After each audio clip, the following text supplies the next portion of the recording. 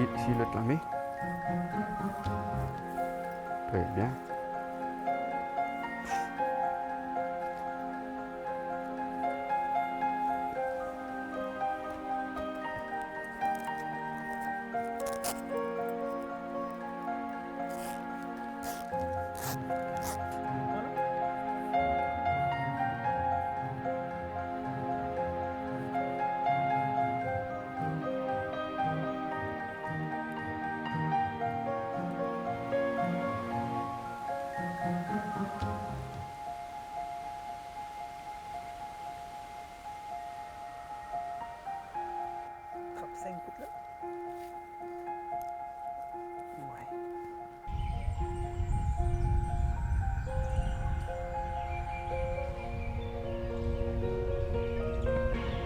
हमनी के प्रकृति के टिकाव रखे के मधुमक्खी के बहुते महत्वपूर्ण बाते।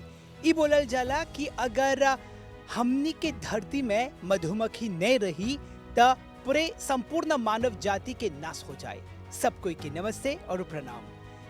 प्रकृति के अनमोल आंचल कार्यक्रम में आप सब लोगन के शानदार स्वागत बाती। जी हाँ, बिल्कुल हम ही है अभी उदय बकेर एगो ई बखत एगो कॉम्बिनेशन डाल देनी कहे कि हमनी ई बखत भगादो के एक ऋषे इलाके में है सा है यहाँ पर ही मधुमक्खी के पालन होवेला और अपन आप में एगो बहुत ही जोली बहुत ही सुंदर जगह बाते काहे कि यहाँ पर ही सकबजा देखे अलग अलग जगह पर ऋष बाते जहाँ पर ही मधुमक्खी के पालन होवेला और मधुमक्खी के पालन करे खातिर एगो एपिकल्चर हमनी के संगे बाते जेकर नाम हवन यासीन बावामिया।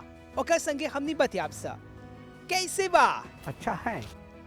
जी हाँ, बिल्कुल हमनी के साथ यासीन बावामिया बाते और हिया पर ही ओकर जोन ऋषे बाते अलग अलग प्रकार के ऋष यहाँ पर ही बातें जहाँ पर ही मधुमक्खी पालन होवता प्रकृति के अनमोल आंचल कार्यक्रम में प्रकृति के भीतर में।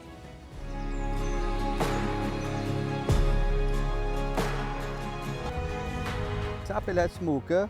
Tout le temps que nous travaillons avec une abeille, tout le temps que nous approchons une abeille, nous besoin alimenter smoker. जैसे कि ई बखत देखत वजह ई एगो स्मोकर है। एगो स्मोकर के एगो खास भूमिका बाते जैसे कि हमनी के जोन एपिकल्चर यासीन बोलले हवन कि है स्मोकर के दल्ला से जितना जोन मधुमक्खी बाते उ लोग अपन रानी और अपन जोन शहद बाते जोन मधु बाते ओकर रक्षा करे के उ लोग हौजा जयन सा बकेर उ लोग मनुष्य के या फिर दूसर प्राणी के उ लोग अटैक नहीं करियन जा त हमनी के जोन सुरक्षा खातिर ऐसा प्रकार के स्मोक डाले के बहुत जरूरी बात है।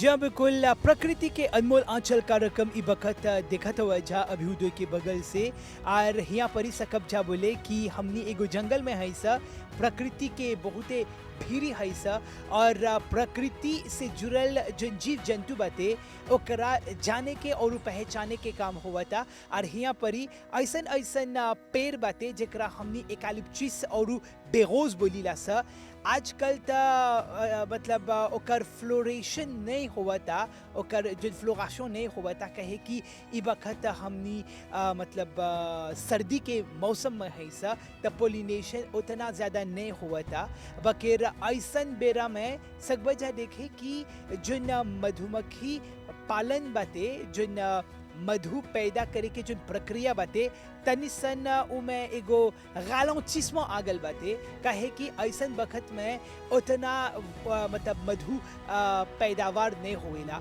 बकेर अगर ये जो प्रक्रिया बाते आप गर्मी के मौसम में आइबा तब हैजा परी ढेर से ढेर मधु पैदा होए कहे कि हिया परी जो एकालिप्टस के जो गौची बाते बेरोज के जो गौची बाते जस्सी से जस्सी हैजा जो पुष्पित होवेला जो फूल बाते ओकर फ्लोराशन जस्सी होवेला और मधु बने के जो संभावना बाते उ जस्सी होवेला।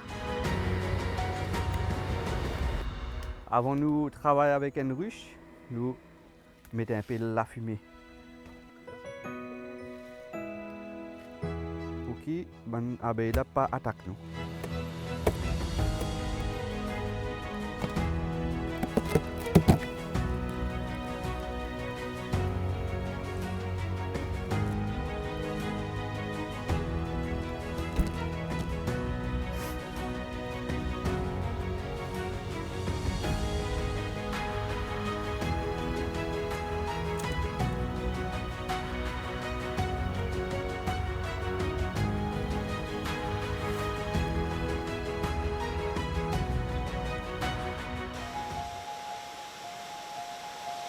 मधुमक्खी हमनी के ग्रह माने प्लानेट पर सबसे महत्वपूर्ण प्राणी कीट में से एक हवन। उनकर महत्व न खाली शहद ले सीमित बाटे बकिर एकर संगे संगे प्रकृति और मानव जाति माने ह्यूमन रेस के अस्मिता खातिर बहुते जरूरी बाटे। महान साइंटिस्ट अल्बर्ट आइंस्टाइन ई बोलन, अगर धरती से मधुमक्खी समाप्त हो जाए तब मानव जाति के पास जिए के खाली 4 बरिस ही बच जाए। मधुमक्खी प्रकृति के इकोसिस्टम के एगो अनिवार्य हिस्सा हवन। मधुमक्खी पॉलिनेशन प्रोसेस खातिर अपन योगदान देवेलन। जब ऊ फूल से अमृत माने नेक्टर और पराग के इकट्ठा करेला त ऊ पराग कण के एगो फूल से दूसर फूल ले पहुँचावेला। दुनिया के 80% जंगली पौधा परागण माने पॉलिनेशन खातिर कीड़ा पर निर्भर होवेला और मधुमक्खी ई प्रोसेस में एगो बड़का भूमिका निभावेला। उनकर बिना जस्ती से जस्ती पौधा फल और बिया नहीं सकी पैदा होवे। इससे पौधा के जीवन चक्र माने लाइफ सर्कल में बाधा आवेला। बायोडाइवर्सिटी बनाए रखे खातिर मधुमक्खी बहुते महत्वपूर्ण बा, काहे कि पौधा के कई गो प्रगति सीधा मधुमक्खी पर निर्भर रहेलन जा। अब ई देखे के चाहिला कि मानव जाति और कृषि माने एग्रीकल्चर खातिर काहे मधुमक्खी बहुते जरूरी बाटे। सबसे पहला फूड सिक्योरिटी और एग्रीकल्चर प्रोडक्शन।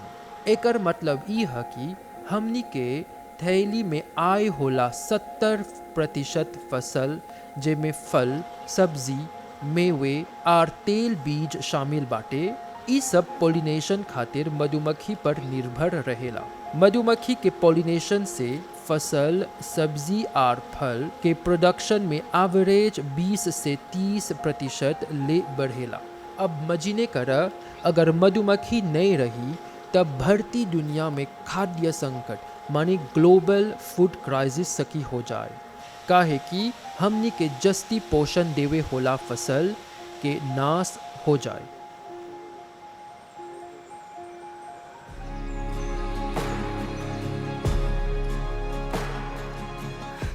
जी हाँ, बिल्कुल प्रकृति के अनमोल आंचल कार्यक्रम भादो के जंगल में ई वक्त यासिन बाबा मियाँ के संगे हमनी हैसा मधुमक्खी पालन से जुड़ल जो काम बाते यहाँ पर ही हमनी देखत है जा और ओकर प्रक्रिया अपन आप में बहुत ही दिलचस्प बाते। जैसे कि हम आप देखत है जा एगो कॉम्बिनेशन डाल के है जा हमनी है कमवा करत है सा।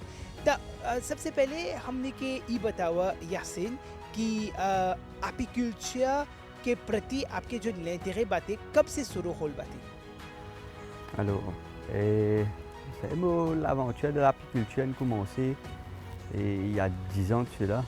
Il y a un swarm qui vient côté une famille avec moi, côté Antisaru. ई सिलसिला 10 बरिस पहले शुरू होल। हमर एगो चाची लागे एगो मधुमक्खी के छत्ता रहल। उ समय हमर एगो संगतिया रहल जोन ई मधुमक्खी पालन के व्यापार में रहल। त उ अइलन और जोन टेक्निक से उ छत्ता के निकलले हवन उ बहुते दिलचस्प रहल।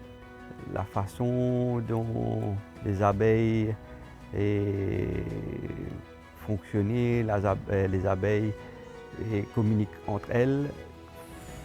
L'apiculture inspire moi ça jour-là. है से प्रेरित होके हमू भी ई व्यापार करे के सोच ली। एकर बाद हम एंटोमोलॉजी में 3 दिन के प्रशिक्षण ले। एकर बाद हम बहुते संघर्ष संगे मधुमक्खी पालन शुरू करनी। Et vraie l'aventure a commencé sur le terrain après ça 3 jours de cours là. Mais il y avait il y a beaucoup de hauts et des bas dans l'apiculture, mais patience très très important. ज्या बिल्कुल apiculture जकरा मधुमक्खी पालन बोलीला सा उतना मतलब आसान प्रक्रिया नहीं बाते काहे कि सबूरी होवे के चाहिए और खासकर अगर आप प्रकृति के भीरी है कमवा करत हवा अपन आप में बहुते सुंदर और एगो आत्मसंतुष्टि मिलेला। ता अब यासीन हमने के ई बतावा कि एपिकल्चर करे से जुड़ल जो चैलेंजेस माने कि कौन défi बाते।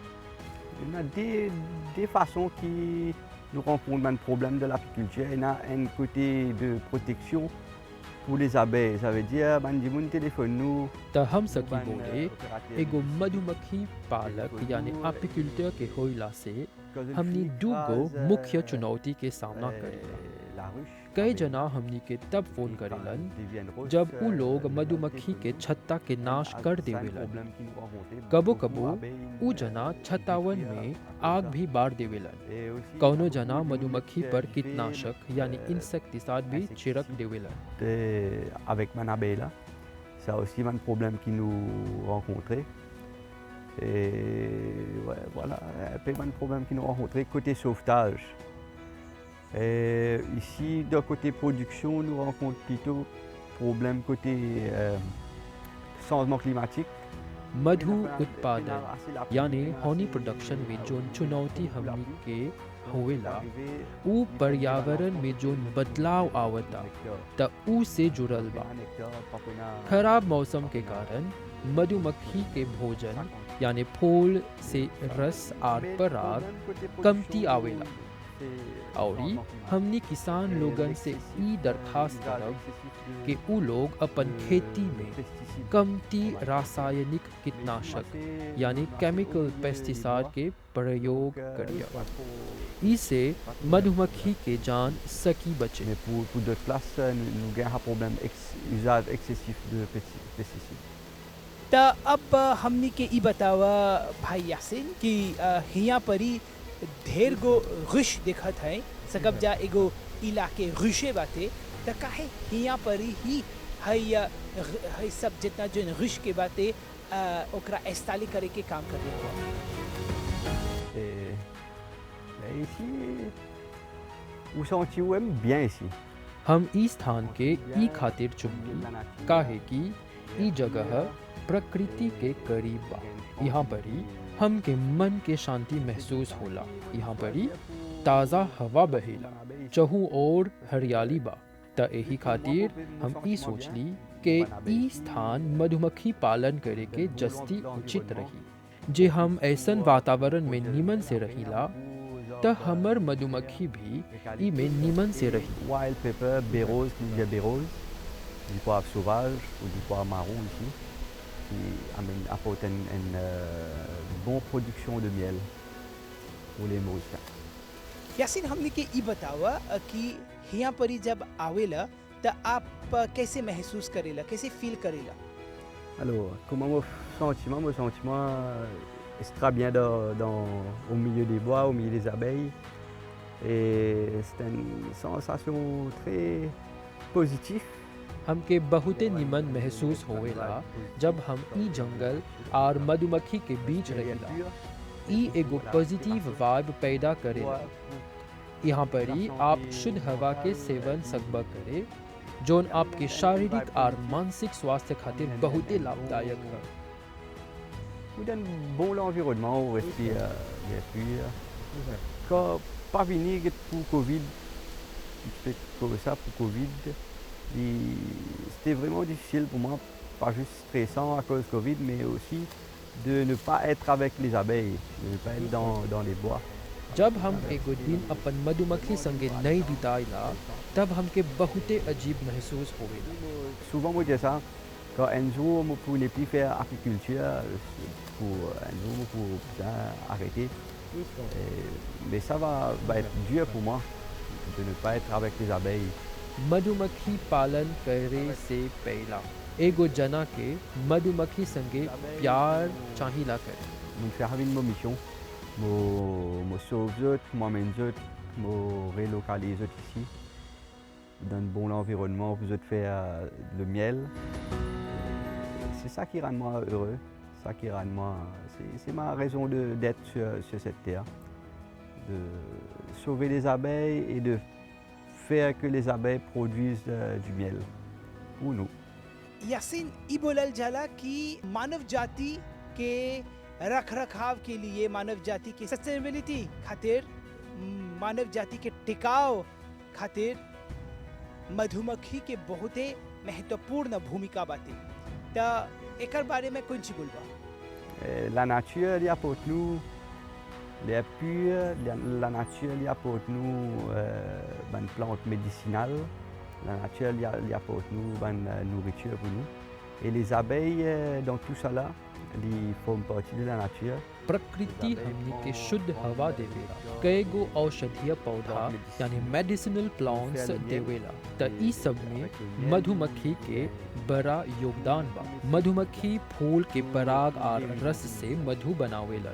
ऊ शहद उ लोग के भोजन होई के संगे संगे मानव जाति खातिर एगो औषधीय आहार है। एकर संगे संगे मधुमक्खी पॉलिनेशन के साकार करे में काम करेलन। त ई प्रक्रिया से हमनी के फूल, फल या सब्जी में बदल जावेलन। त एही खातिर हमनी सकब जा बोले कि मधुमक्खी हमनी के पर्यावरण के कल्याण करेलन। Ils vraiment aident nous la nature. अब यासीन हमनी के ई बतावा कि मधु माने कि शहद, जुमियल, ओकर प्रोडक्शन कैसे होवेला, एकर बारे में बतावा था। Et alors, ça veut dire production du miel, les abeilles prennent le nectar, avec que le nectar qui abeille fait du miel, prend le nectar dans les fleurs. त सबसे पहला जोन मधुमक्खी हवन ऊ फूल के रस के लेके अपन छत्ता में आनेलन। एकर बाद ऊ के छत्ते के षटकोण कोठरी में एके भरेलन। फिर मधुमक्खी अपन पंख के फरफरा के ई रस में जोन ह्यूमिडिटी बा उके निकालेलन। यही प्रक्रिया से शहद बनेला। Pour retirer ça l'humidité là. C'est ça qui vous fait dire, quand l'humidité a pour enlever, c'est ça qui fait venir le miel. Et quand du miel là pour parer, je peux capli. Donc capli, je peux la laine parer, les obstacles dans notre alvéole. Yasin अब हमनी के ई बतावा कि जो मधुमक्खी बाते उ कौन-कौन कंडीशन में एग्रेसिव हो जाला। Alors, à part qui comme Dimoun jouer avec Van Rush ou prend du miel. जब कोई जना या जंतु मधुमक्खी के छत्ता के ऊपरी वार करेलन या एकर शहद के चोरी करे के कोशिश करेलन, तब ऊ मधुमक्खी अग्रेसिव बन जाला। कोनो मधुमक्खी जन्म से वेद अग्रेसिव रहेला, ई उके जीन्स में ही आवेला। त इस स्थिति में मधुमक्खी पालक माहौल के शांत करे के रानी मधुमक्खी के ही बदल Mais un abeille agressif, comme de la nature, comme ça, il n'est pas un danger parce que la nature, il est aussi bon pour la. और एगो वजह काहे कि मधुमक्खी अग्रेसिव होवेलन ऊ पर्यावरण में कम भोजन के कारण है। जब कम अन्न रहेला तब मधुमक्खी अग्रेसिव बन जावेलन। Quand il y a moins de nourriture, ça aussi un facteur qui est agressif. Quand il y a un nectar, pour fabriquer le miel, prendre un exemple pour eucalyptus. Ici, on a rempli eucalyptus. Donc, novembre dans l'espace ऊ nectar यानी फूल के रस के मात्रा पर निर्भर होला। उदाहरण के तौर पर यहाँ पर यूकालिप्टस के भरपूर रस बाटे। त एक महीना में यूकालिप्टस शहद के लगभग 2 फसल करे। भले बेरोज के फ्लोरेजों के बखत 1 महीना लगेला, एकर से ढेर गो रस प्राप्त होला, जेकर संगे भरपूर मात्रा में शहद के पैदावार होवेला। Mais côté quantité, il y a beaucoup. Sauf floraison, il y a moins, mais côté quantité, il apporte un gros la masse de nectar. Yasin जितना जोन दर्शकगण ई बखत है कार्यक्रम देखत वंजा जहाँ ले मधुमक्खी के बात सामने आवेला तकुन मिसाज दिबा Alors, message que moi j'ai pour eux, c'est que je trouve une abeille que eux ou de la nature, elle est pas- हमर संदेश बहुते साधारण है। जब भी आप एगो मधुमक्खी के देखेला त ओके मरिया नहीं या फिर ओकर पर कीटनाशक मत छिड़किए। एकर बजाय आप एगो मधुमक्खी पालक के संपर्क करिए। उ जना एगो प्रोफेशनल है, उ जानेला के ऐसन स्थिति के कैसे चाहिला संभाले। मधुमक्खी हमनी के पर्यावरण खातिर बहुते जरूरी बा। उ पेड़ पौधे से फल सब्जी के पैदा करे के बहुते सहायता करेलन। त हमेशा मधुमक्खी के रक्षा करे के चाहिला। formidable, c'est aussi dangereux si pas qu'on manipule les autres. Donc, fait appel avec un apiculteur, mais pas détruire la colonie.